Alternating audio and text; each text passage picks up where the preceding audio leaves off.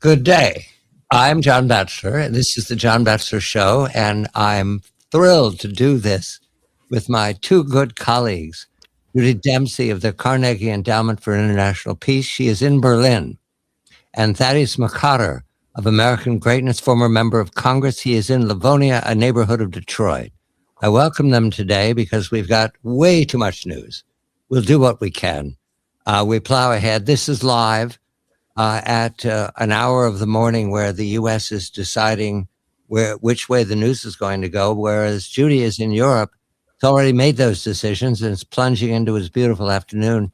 Judy, a good day to you. I begin with a weather report. The weather has moderated here thanks to Thaddeus sending us milder temperatures. It has been sub-freezing for weeks and with snow on the ground, but that's fleeing right now. So I speak with the depths of winter and only 67 days till spring, but who's counting?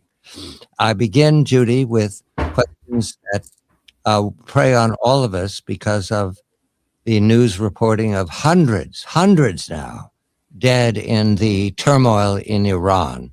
The American approach to this is, as usual, a many-splendored discovery. The Trump administration has made remarks about intervention in some fashion, but there's no clarity. The Congress has opinions in all directions, and the American public is waiting for an explanation from the president, who, after all, has campaigned and won his presidency on the basis of we're not going to get involved in nation building. We're not going to spend time in the Middle East or overseas. We're taking care of ourselves. So, Judy, is there a way to characterize the European Union thinking about Iran right now, given that there's through a glass darkly, the internet is down, the phones are down, there's very little reporting. Good day to you, Judy. Good day, John, and thank you for having me on your show. A new format, I must say. It looks very nice.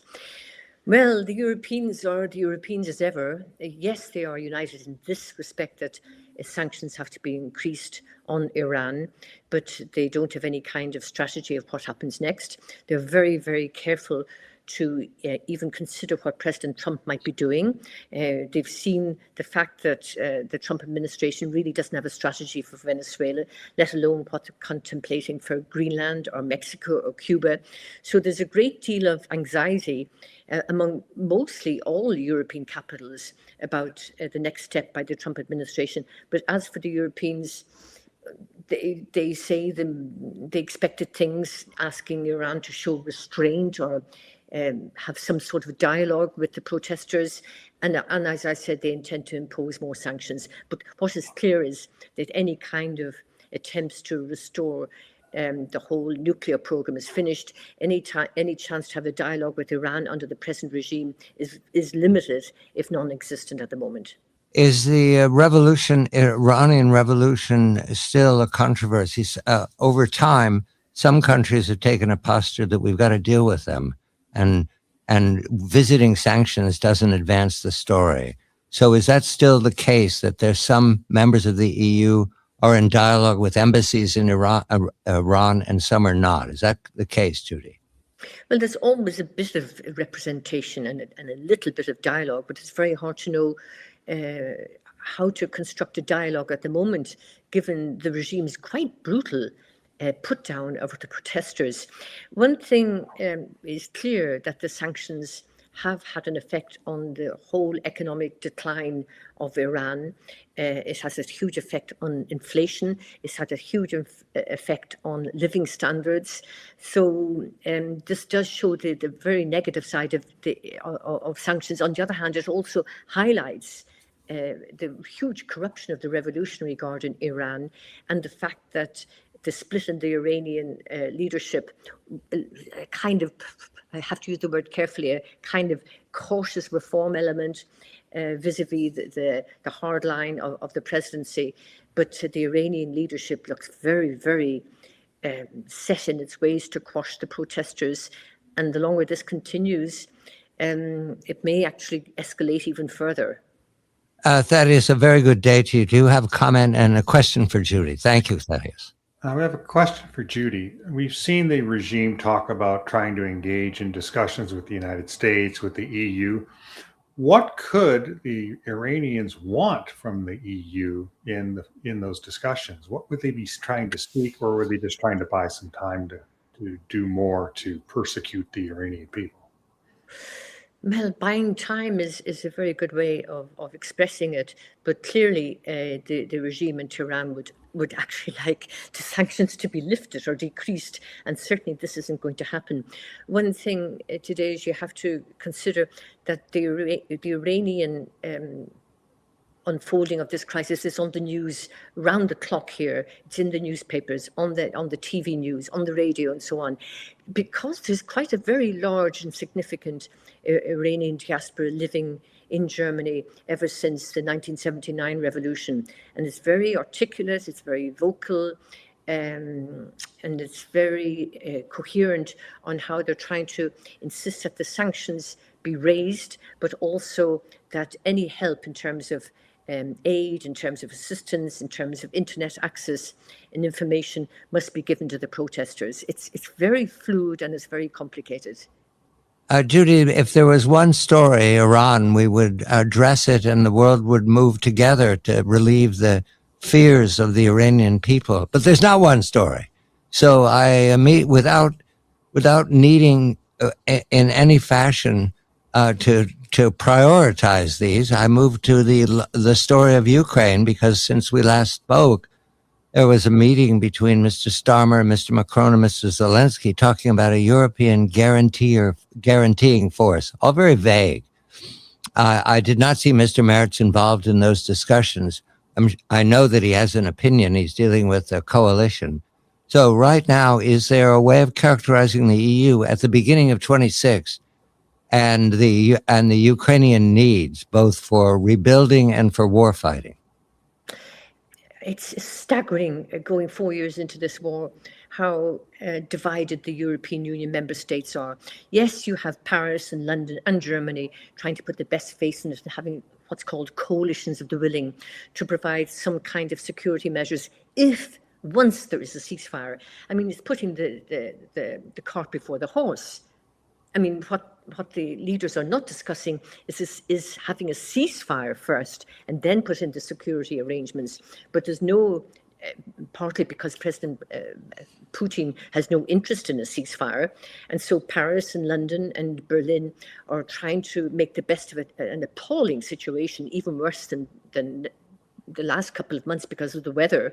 And the fact that the United States is withdrawing military help for Ukraine and Russia now is attacking even further and more intensely the infrastructures, particularly energy infrastructure in Ukraine. So coalitions of the willing, we've had this discussion before. It sounds nice, but actually in reality, it's rhetorical. And this will not happen under the present conditions because Russia is not at the table at all. And it's not interested to be at the table. Just a detail here. Has something profound happened since the end of the year, or is this just a normal period of silence? It appears that the Europeans are less exercised about that. Is that the turn of the calendar and not a fact? Judy. The Europeans are still very much focused on Ukraine. They're extremely worried increasingly about the war because of the Trump administration's attitude towards the Kremlin on the one hand, and the fact that the Europeans are actually being pushed to carry an awful lot of the financial and military burden, not the diplomatic one. The diplomatic one is in the hands of Washington, if you want to call it diplomacy. But there's no doubt that London and Paris and Berlin are still very, very much focused on Ukraine, as indeed are Poland and the Baltic states and the NATO members, especially Finland and Norway. Thaddeus, you have a question for Judy. Yes, Judy, granted there are divisions, but are there any broad general outlines or consensus for any points that would effectuate a ceasefire that the EU would like to see, or is it just a call for an unconditional ceasefire at this point? The issue is that Paris and Italy under Prime Minister Meloni are thinking that it's time to try to engage President Putin in any kind of negotiations, but they're not going to get any kind of agreement among the other member states of the European Union, because they're completely divided on where to go next. Secondly, they don't have a strategy. Not only no strategy towards Russia, they don't really have a strategy for the day after, if and when the war ends in Ukraine.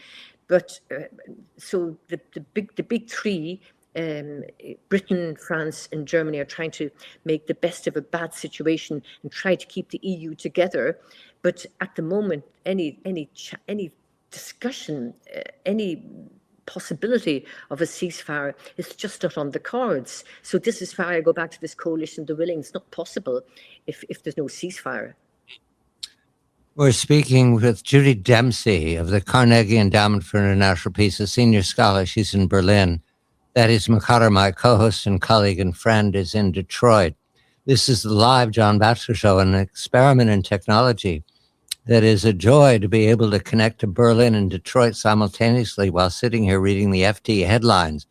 The FT headlines also include comments about Friedrich Merz, the Chancellor of all Germans, who has a coalition in the Bundestag, but is looking over his shoulder for something maybe chasing him, which is the AfD. So when we come back, we're going to move from the big picture of the EU to the very important picture of Berlin in this new year.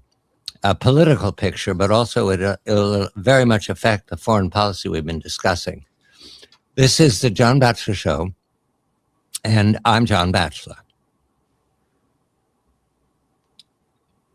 I'm John Batchelor with my good colleagues, Thaddeus McCotter of American Greatness. He's in Detroit, joining me in conversation with my good colleague, Judy Dempsey, in Berlin. It's a joy to welcome both at the same time, because while we're political actors, we take advantage of a technology that joins us in comments in real time. And we're commenting on first the EU, but now we do specific to the engine heretofore of the EU, which is Germany. Judy, my question has to do with AfD, of course. This is Alternative for Deutschland, a well-known representation of populism, we're told, though there are important differences between what the US means by populism and what the European Union can mean by it. But a column in the Financial Times caught my attention. And I remarked when we last spoke, Judy, I remembered you saying that Herr Merz was attempting to, in some fashion, deal with the complaints of the German people that turn on immigration, which is a driver for the recruiting by AfD. What does that look like now, several weeks into it? Is Herr Merz making remarks suggesting that he has new positions on immigration? Is he dealing with his coalition of the Social Democrats, who are certainly not sympathetic to in any fashion confronting immigration? They're very generous people. What adjustment is Herr Merz said to be making? Well, clearly he wants to get the immigration figures down, and they have decreased over the last year, largely because border controls have been introduced on several of Germany's borders. It borders with at least 7 countries. So that immigration has gone down. This is the first thing. So he's trying to sell this, that the immigration and asylum procedures are being more effective. This is the first thing. But secondly, actually, what we tend to forget is Merz's party, the Christian Democratic Union Party. It has a sister party called the Christian Social Union Party, which is based in Bavaria. They've just had their annual Congress, and its leader, Markus Söder, he really tried to become even more populist. He's against this new plans for introducing a special kind of military conscription. He's telling young Ukrainian men to go back to Ukraine. He's playing the Alternative for Deutschland populist card at a time when actually Ukraine is suffering a huge amount, and at a time when actually there's a whole revamp of the defense structure here. But it's Markus Söder who's making the running, while Chancellor Merz, at the moment, he's in India on a big bilateral state visit. He's left that for the moment up to the Christian Social Union. But as we all know, there's major state elections in the eastern part of Germany in the coming months, and the AfD is just running way ahead. Thaddeus, you have a comment and question about what we know about populism in America and Europe. Go ahead, Thaddeus. A question for Judy. In the United States, a lot of the talk about immigration is about sheer numbers, the volumes of people coming in. The other latent aspect of it that is less talked about is the concept of assimilation to the United States. What do they do in Germany or in the EU regarding assimilation? That's a very prickly issue here in the United States. Oh, that's a terrific question, Thaddeus. The integration and assimilation, let's deal with integration first, because it's about learning the language, it's getting housing, it's getting education. And also this integration is so important for the German economy because there's an immense labour shortage, particularly of talented people. And there are hundreds of thousands, I don't want to exaggerate the figure, but the million who came from Syria in 2015 particularly, they were professionals, and many actually have got jobs working in the outer industry, working in IT, working in industry that definitely needs skilled people. So that integration is working as best as it can in such a short period of time. Assimilation is longer term, and how the population welcomes outsiders, for want of a better term, but it could have been much worse. And what we see is a kind of gradual assimilation, but because of the Middle East and because of the whole relationship between Israel and Gaza, Israel's bombing of Gaza and the Hamas atrocities, this has engendered not an anti-Arab feeling or anti-Islam feeling as such, but in a kind of anti-Semitism now. That's sort of calmed down a little for the moment. But it's very complex, the picture here, but the integration is actually beginning to kick in and work. One more story. We have so many. Forgive me for not going in depth for the German elections, which are critical. We'll tell a story for the whole year. But Greenland, Judy. Greenland is suddenly a major story here in the U.S. because of the Trump administration's repeated remarks about how Greenland can be bought or perhaps even conquered, annexed. Does the German Bundestag have an opinion of all of this? I know the Danes are very upset. There are even remarks that if Mr. Trump moves unilaterally on Greenland, it's the end of NATO. What is the Bundestag how is the Bundestag characterizing these events? Well, the Bundestag, the German parliament, is slowly coming back after the Christmas break. But no matter who you talk to, whether it's the foreign ministry or the defense ministry or German NATO officials or the chancellery, they're horrified by the idea that the Trump administration would actually walk in and take over Greenland. And it's just not because they think that, according to the Danish government, this would be the end of NATO. Well, I think the Danes should choose the words carefully, because this is something probably that the Trump administration would like. However, now what the language that's been said is that if the United States is really serious on taking over Greenland by force or some military means, that NATO should be called in to actually defend Greenland under the basis of what's called Article 5, an attack on one country is an attack on the other.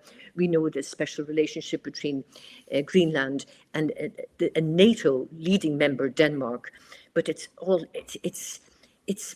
staggering, the kind of feeling among the capitals in Europe that the Trump administration is even thinking about taking over a country that has a special relationship with Denmark and leading NATO and EU member.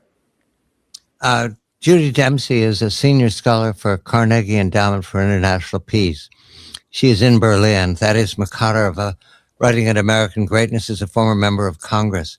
And we've been commenting on these enormous issues that are sweeping over us every day. There are several more that we could address, like Macron wanting to call Moscow. However, we'll fall content for the moment until we speak with Judy again. I thank you very much, Judy, for participating in an experiment in technology that looks to be successful so far. This is This is the John Batchelor Show, live from Berlin and Detroit and also Connecticut. Thank you. Thank you, John. Thank you, Thaddeus. Thank you, Judy. And we're off air. Well, we're on air, but we're not recording anymore. So I thank you, Judy. This is great fun. I like Oh, this. I'm glad you It's an enjoyed honor it. meeting a congressman. Wow. The former, I'm not responsible for anything even- happening now. Even if former, you have still a lot on your plate. I've washed Big my honor. hands of my sordid past. You know. Thaddeus and I have been restraining ourselves to comment on Republican politics for some time, but we might be breaking those taboos these days. The issues have become very large. It's You just- notice I managed to get through 20 minutes of conversation without mentioning the name of the president. I said Trump administration. And we didn't bring up, it is absolutely, the EU capitals are astonished what the Trump administration is doing to the Federal Reserve. It's very, very, it's fascinating. I saw this morning the central bankers around the world, led by Ms. Lagarde, are weighing in saying, do not do this. Yeah. It's Very interesting. Thaddeus, it reminds me of the reaction of the country when FDR, having won 36 in an overwhelming fashion, then started to tease the idea of expanding the court.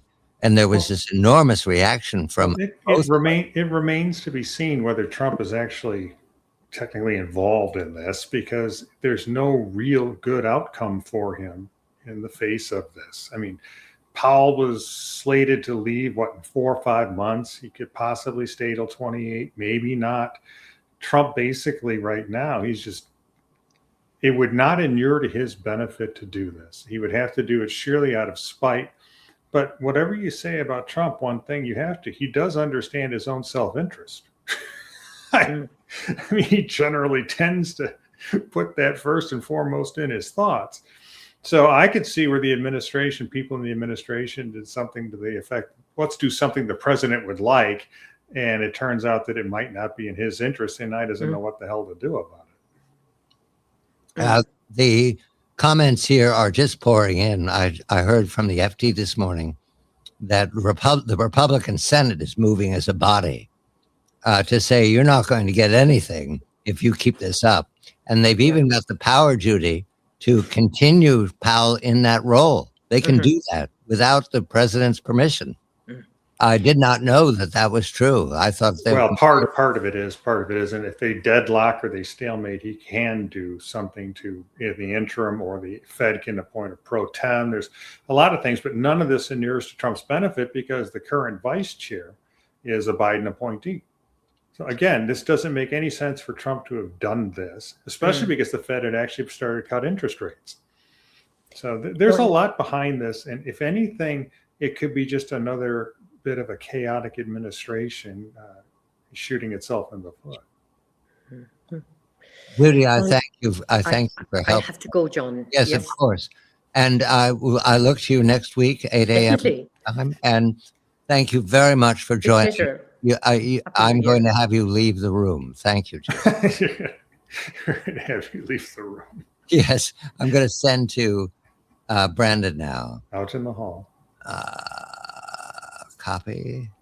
I'm learning this technology for the first time, Thaddeus. This is the maiden voyage, huh? Well, yesterday was. Yeah. But I'm doing it on my own today, and I've made all the mistakes so far. So let's see if I can continue.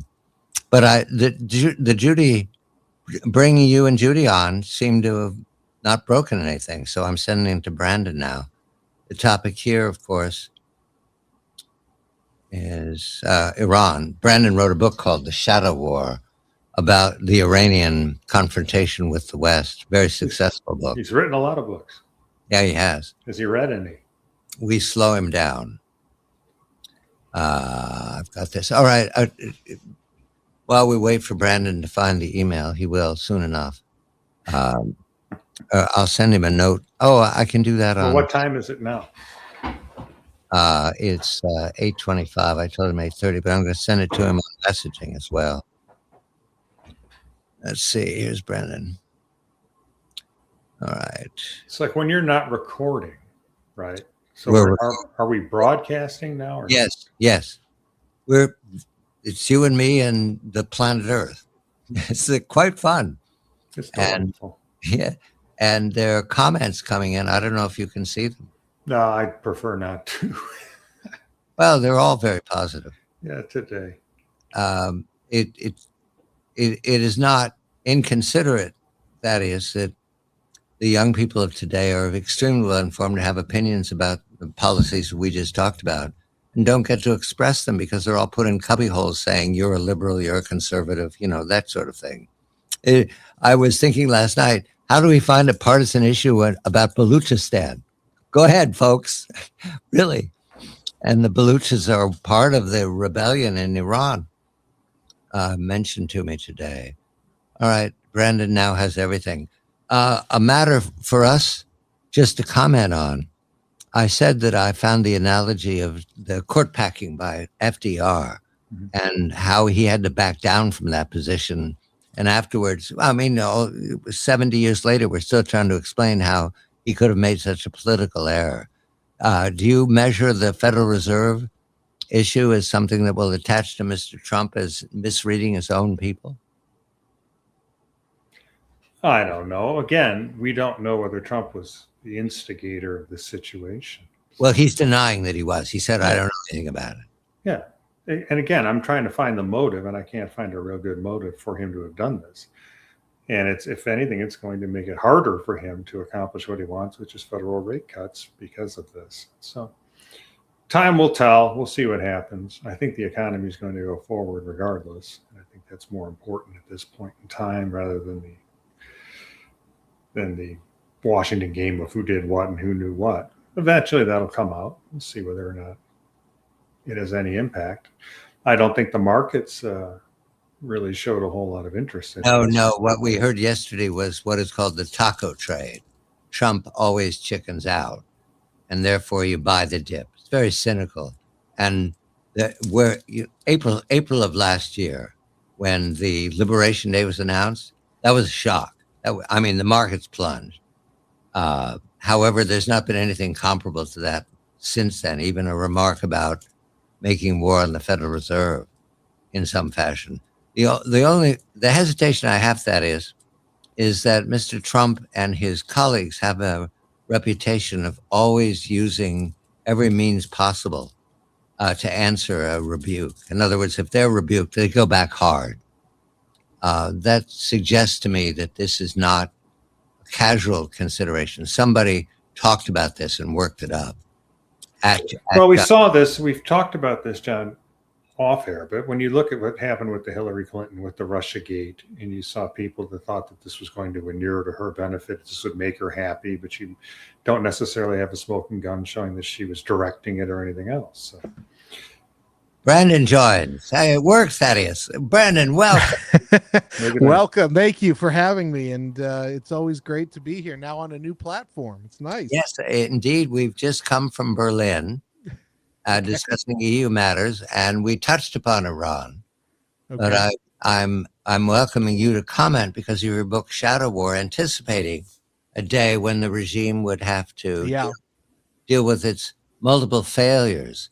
Not to do with foreign policy, with the water issue, with the ethnic, the tribal abuse, the abuse of the tribes that make up Iran. I'm thinking in particular Khuzestan and the Iranian and the Arabs of the oil fields, of how they've been abused by the regime. Then the Azeris and the Kurds and the Baluch, who have been in rebellion forever. So your comments here are most welcome, and we'll begin in a moment. Wait, I'm going to record this for the show tonight.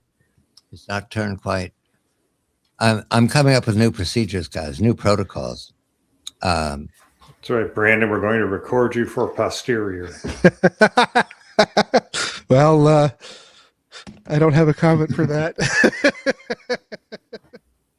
Brandon, just good morning in Florida. Is your weather perfect this morning? Actually, it's overcast, and we have a so-called cold front coming in. It's going to be 40 degrees beginning later this week, but it's starting to cool down already here. It's So are people stocking up on staple foods and Yeah. It's preparing to chaos be at shut Costco. in until Yeah, it's chaos at Costco. Yes, the suffering Floridians. We're sympathetic. All I right, mean, I'm even wearing long sleeves, so oh wow. we, we begin immediately. This will be, let's see the timing on this. This will be 19 and a half minutes for tonight or tomorrow night. Here we go. And the most recent book was Biohacked, but Shadow Wars was the book before that. Do I remember the order of battle?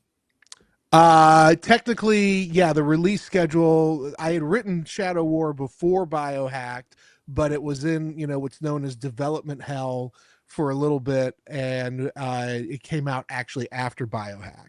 Okay. Yeah. I'll just say his two most recent books. Yeah, that's fine. Here we go. Thank 5, 4. And this is straight up recording, just as if we were on Zoom on any other day. Isn't a disaster of our own making? That's the most recent one. most yeah, recent actually. book, yeah, not Biohacked. Yeah. Which is why you have it plugged behind you. Oh, that's right. I do. Yes. Hello. Hello. 5, 4, 3, 2, 1. I'm John Batchelor, and I welcome my colleague and friend Thaddeus McCotter of American Greatness as my co-host in a conversation with our colleague Brandon Weichert, the author. He's at National Interest. Most recent books are Biohack, the story of the People's Republic of China's Ministry of State Security, stealing secrets, and also Shadow War, the story of the confrontation with the Islamic Republic of Iran these many decades. Brandon, welcome. And the news couldn't be hotter right now. As of 24 hours hence, the reporting is incomplete because the internet is down. The phones, we're told, are down. And that needs to be updated, but we're looking through a glass darkly. In addition, there was anecdote that the Starlink terminals that had been somehow pushed into Iran, they were down as of 24 hours ago. I don't know how that's possible. They're still down. Yeah. And we also have reports that are anecdotal only of hundreds dead and many more wounded. And there was a video on the Washington Post website yesterday, which is now available widely, I should believe, of body bags being strewn out in what looked to be a courtyard, and families going from body bag to body bag, unzipping them to see if they could find their children. A quite appalling scene. So your measure, having studied this regime, of how they're behaving, how you expected, and what you see is the biggest risk right now, given that there's no intervention, but there's intervention talked about. Good day to you, Brandon. Good day, John, and hello, Thaddeus. I think that when you say there's no intervention, I think that we've got quite a lot of covert assets in and around Iran right now. But I say I also include the Israelis. I mean, we know during the 12-day war, the Israelis had penetrated pretty much every layer of Iran's infrastructure with Mossad and other agents. I mean, remember, they were launching drone swarms in the opening of the 12-day war from within Iran. The Israelis were. So I do believe the Israelis definitely have many people on the ground who are probably, involved in some way and helping to kind of goose the unhappiness of the people of Iran. But certainly the Iranian people have been unhappy for some time. This is something I documented in my book. And so I think that this is probably the most serious threat to the regime probably since maybe ever.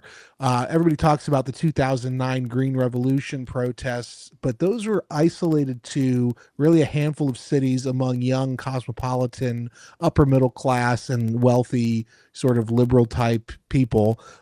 This seems to be more widespread, and it seems to be really about sort of the kitchen table issues that would drive a revolution. I would caution, though, the one thing this protest movement lacks, it seems, is a cohesive leader. And in fact, I heard in the last 24 hours that the Iranian domestic security services started identifying and taking out potential leaders of this revolutionary movement within Iran. Now, how effective that's going to be, I don't know, because this seems more widespread. That video you mentioned certainly does seem to be, it's very serious.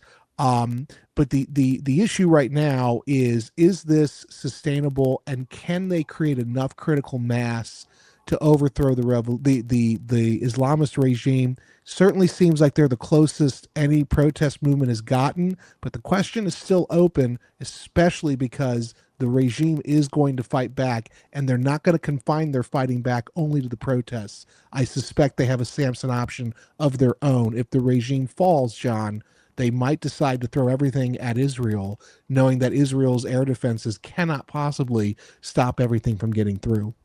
Thaddeus, you have a question or comment, please? Well, Brandon, when you look at it, they're certainly going to take a page from the Chinese and Tiananmen Square, where they're going to try to kill their way out of this and hope that the world will just accept it as a fait accompli and continue to deal with them. We discussed with our correspondent in Berlin. Judy said that I asked her, what, in terms of negotiation, we've heard the Iranian regime talk about how they'd like to engage in dialogue with the U.S. or with the EU. What could the U.S. possibly gain by trying to talk to this regime right now?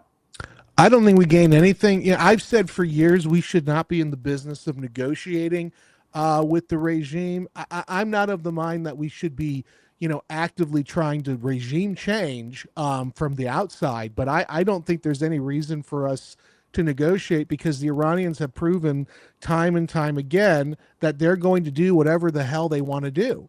This regime, they're going to still develop nuclear weapons capabilities and ballistic missile capabilities, regardless of whatever agreements they sign. And we saw this with the Obama era JCPOA, and where the Iranians signed all these agreements, but then behind the scenes they were still developing these ballistic missiles, and they were still developing the surge capacity for nuclear capability. And in fact, last week, it was either the president of Iran or the president of their parliament who came out and said that once the protests reached those critical critical mass, that the leadership of Iran said, well, within 24 hours, we will now have a comprehensive nuclear capability. And I think that was a genuine statement, because they've been stockpiling for so long these abilities to build a large or relatively large nuclear weapons capability that they can just easily overnight sort of start stacking them and loading them into ballistic missiles, which is what I think is happening behind the scenes. Brandon, I want to go to remarks that we have from Reza Pahlavi, the heir of the Pahlavi dynasty, who is from his mansion, man of the people, in northern D.C. lived in the United States for many decades, and has never been seen as a weighty alternative to the Islamic regime until now. Yeah, because there is reporting, and again, it's through Glass Darkly, of people using his name and calling out for Reza Pahlavi to represent what has been described to me as a constitutional monarchy. Yeah. In other words, you have a royal who does not participate in decision making or government, and you have a head of government. So, in other words, the system that Great Britain uses. Is that credible to you, to give the Pahlavi center of the country returning to 1979? What if? And then go ahead with elections for a representative majlis. Well, it certainly is a nice little tidy solution to a very messy problem. That's why this is not going to work. The Shah's, I think it's his grandson. Is that correct? It's either his son or his grandson. I can't remember, but Pahlavi's the Shah related that way. But basically, Pahlavi has been a professional lobbyist for years in DC.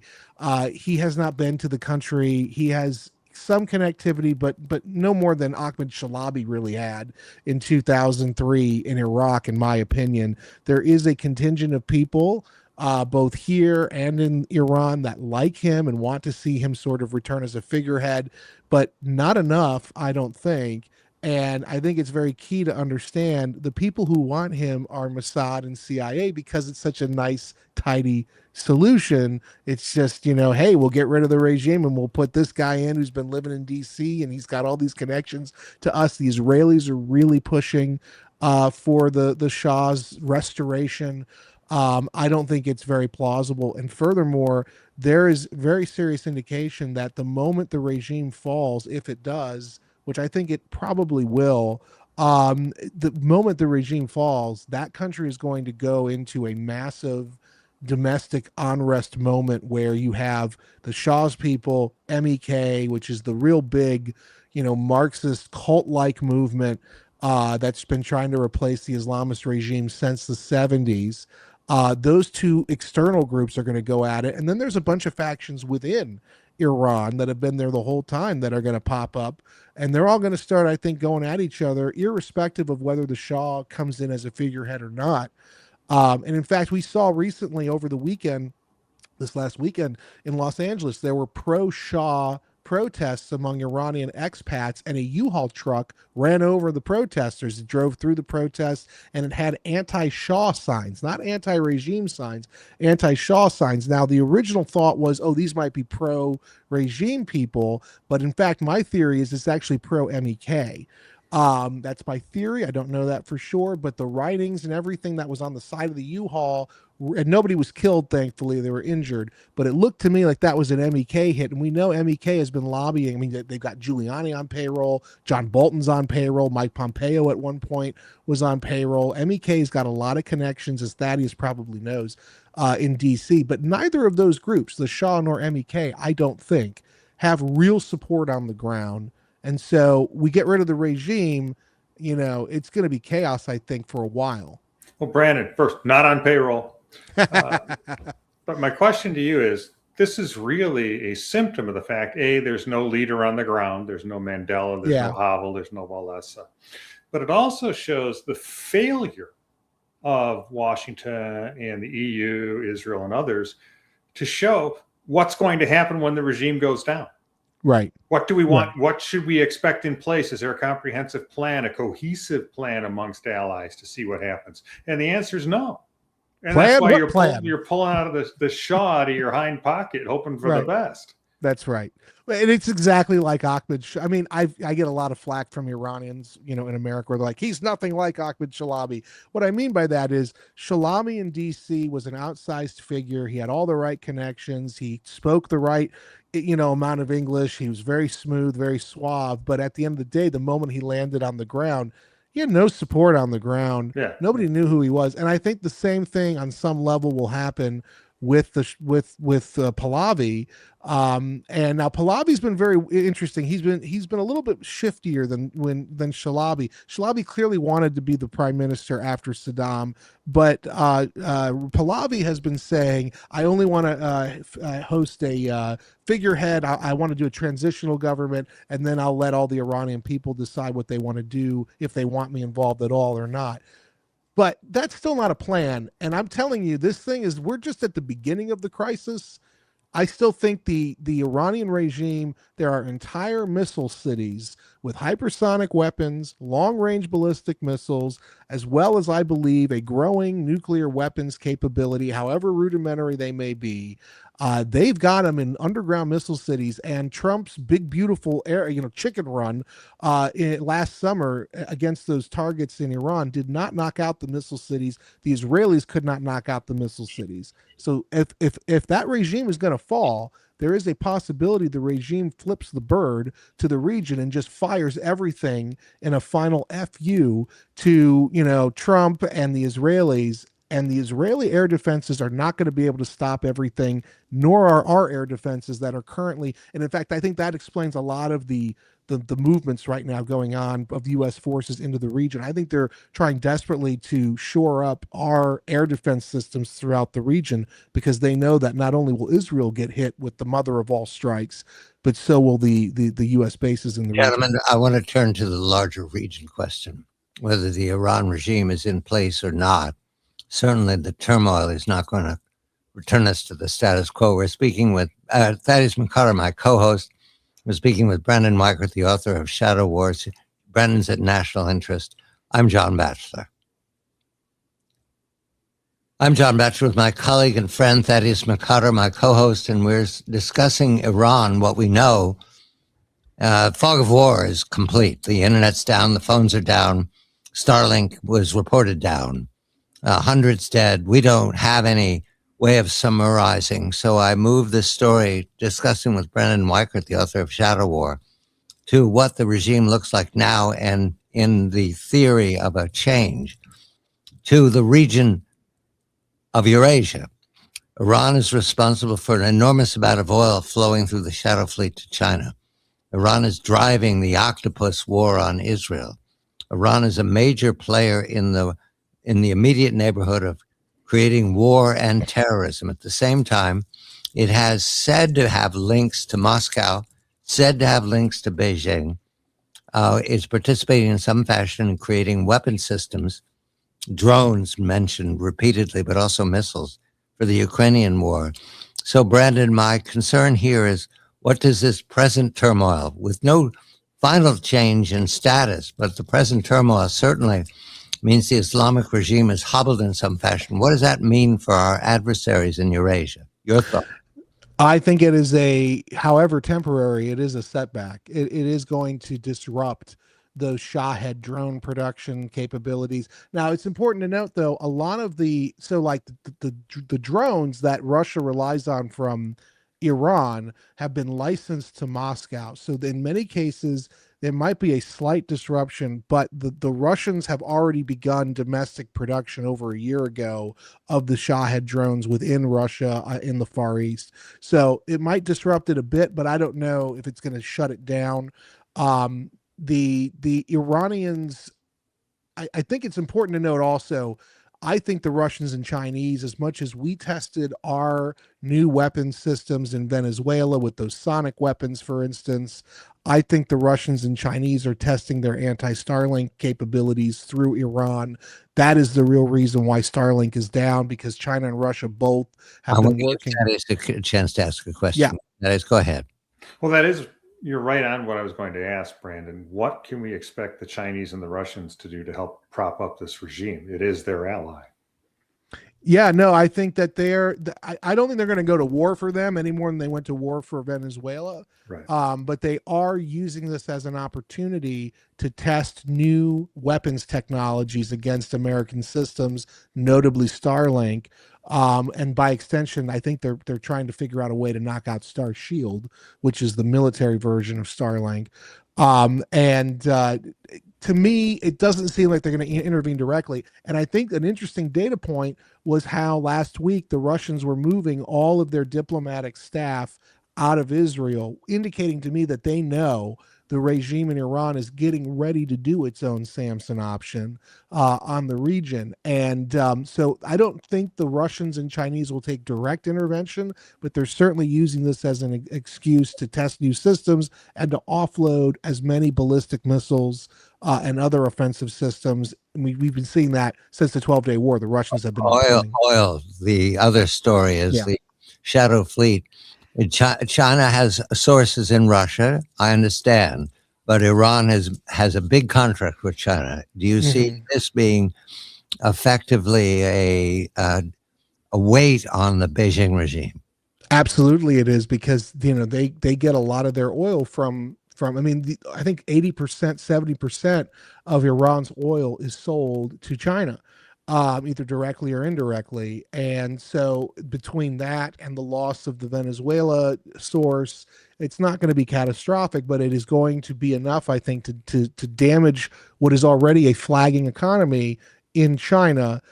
So yeah, I think this is really, it's really more directed at Beijing in that way, in terms of our support for whatever is happening on the ground, because it is disrupting the oil flow. Again, how long that lasts, I don't know, but I am inclined to think that these protests might be more significant than any other protests before. So this could be a real end to China's access to those oil sources.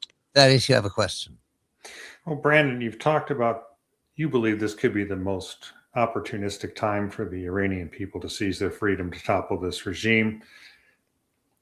Again, you've talked about a little as well how it's different than 2009. Do you believe that the U.S. support of this movement, as opposed to what we saw in 2009, would have at least some beneficial impact upon the movement? I mean, I think we are supporting it behind the scenes. I think that there's a lot of covert action going on right now. The question is really, does the regime's domestic security services have enough power to lop off any potential, sources of leadership within the country? And so far, they have been effective at doing that. And so that's why, I don't know. And I don't really know what more we could be doing beyond what we've been doing, and we have been helping behind the scenes, and the Israelis certainly have been helping. Yeah. On that point, Brandon, real quick, is there any evidence that they're importing they've been sponsoring terrorists abroad? Is there a chance they're bringing some of these terrorists back to help to repress the protests? 30 seconds, Brandon. Possibly. I think the terrorists are really more of an offensive group. They've got plenty of domestic security people who are professionals at killing people within Iran, but it could be all hands on deck. Yes, possibly. Brendan Weichert of National Interest, the author of Shadow Wars, the story of the Islamic Republic now on the ropes. Thaddeus McCotter, American Greatness, my colleague and co-host. This is the John Batchelor Show. All right, gentlemen, thank you very much. We have a few minutes to talk before. So Brandon, you remember not too long ago, you were hearing during when the Israel and U.S. were dealing with Iran, you heard the calls for the Iranian people to rise up. Yeah. And then some of that got walked back pretty quickly because it clearly was not the time for that. Yeah. But is this really just the continuation of that is my question. Yeah, it probably is. It's part of a longer term strategy, but I don't know how weak the regime is. I know the Ayatollah is in hiding. I know that, but the regime is not run by the Ayatollah, and so it's really a question of, can the protests create critical mass? And they're close. I think they're closer than any other protest group has been, but I don't know yet. I'm of the mind the regime is going to fall just because of the age of it, and at some point it cannot last. Internal contradictions and all, but I mean, I don't know, because they don't have any leaders on the ground for this protest movement that are rallying. Well, do they have guns? No. Whatever the MEK has, because the MEK is all over the place there. But I don't see any fighting back yet. So. That is, I call upon your memory of when you stood up for the protesters in 2009 on the floor of Congress.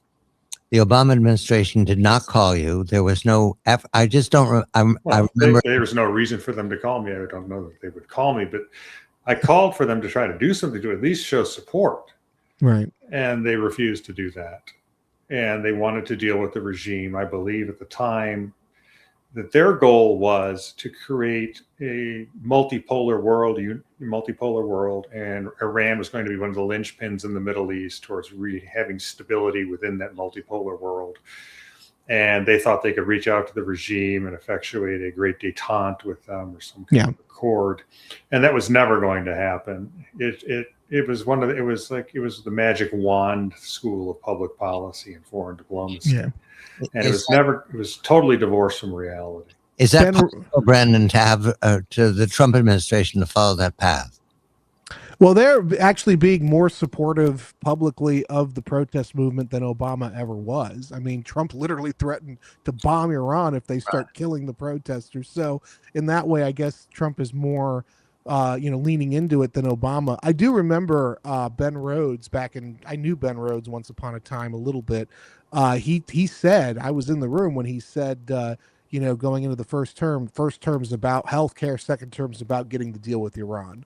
So that was the in 2009 the thinking of the Obama people, but Trump is definitely leaning harder into regime change. That's another reason, by the way, I think that it's probably going to happen, because Israel and America, they're not just talking; they are taking serious actions behind the scenes to do everything they can to weaken the regime and to put pressure on it. So I think this might end up doing enough damage to the regime that it doesn't last much longer. And just to note for the record, it is the largest state sponsor of terrorism in the world. Yeah. Well, yeah, and I think there's going to be blowback. I think it's going to. That's why I keep bringing up the Samson option for Iran, because they have it, and they will launch the mother of all attacks on the West. Well, this is what they wanted. Their whole goal was to get a nuclear program so they could use it as a shield to export their terrorism throughout the world. So, yeah, Brendan, there is the EU, and for example, it's not of one voice. Starmer refuses to condemn the IRGC. That was the headline in London yesterday. We could easily see some members of the French diplomatic corps opening conversation with the foreign ministry in Iran. Yeah. So we can negotiate through this. In other words, it's not all about whether the U.S. will shoot or not shoot. Europeans are a major part of the JCPOA, and that is never going away in their memory.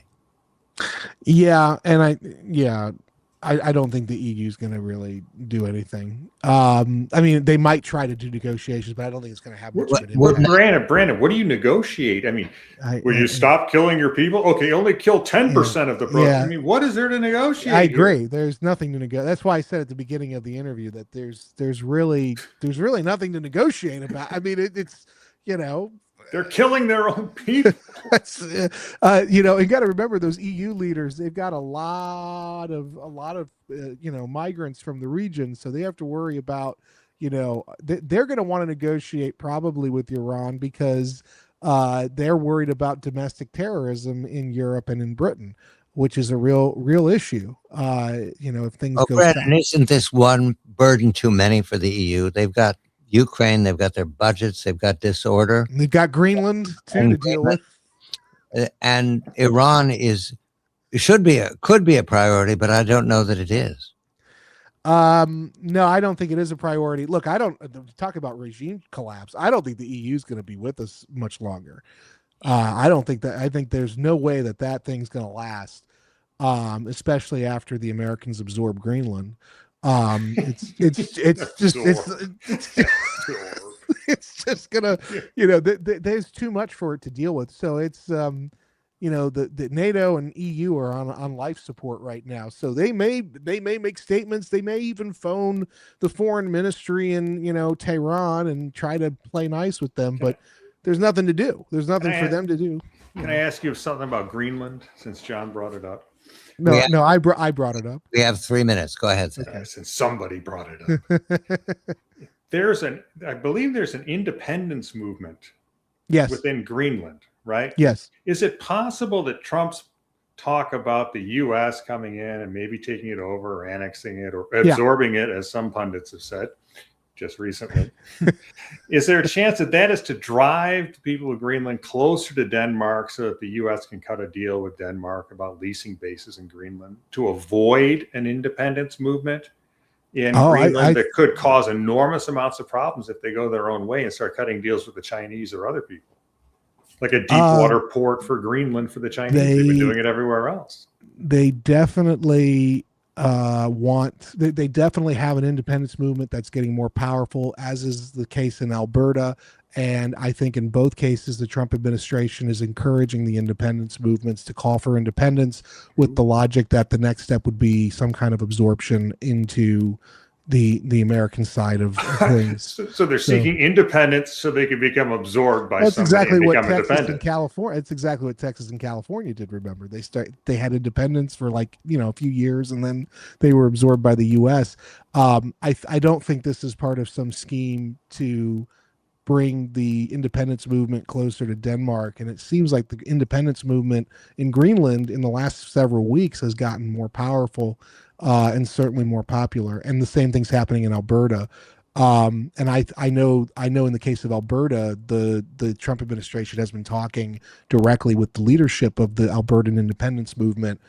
They've met several times in DC, for instance. They are encouraging these separatist movements in order to get them to declare independence, with the idea that those separatist movements would then, upon getting independence, vote to become either protectorates or territories or states or whatever of the United States. Gentlemen, I thank you very much for your participation in the live stream experiment. Brendan, we look to talk to you soon enough. Yep. Thank you very much. That is, as ever, thank you very much. This is a live stream of the John Batchelor Show, 8 a.m. to 9 a.m. each morning is our ambition. And I'm John Batchelor. See ya.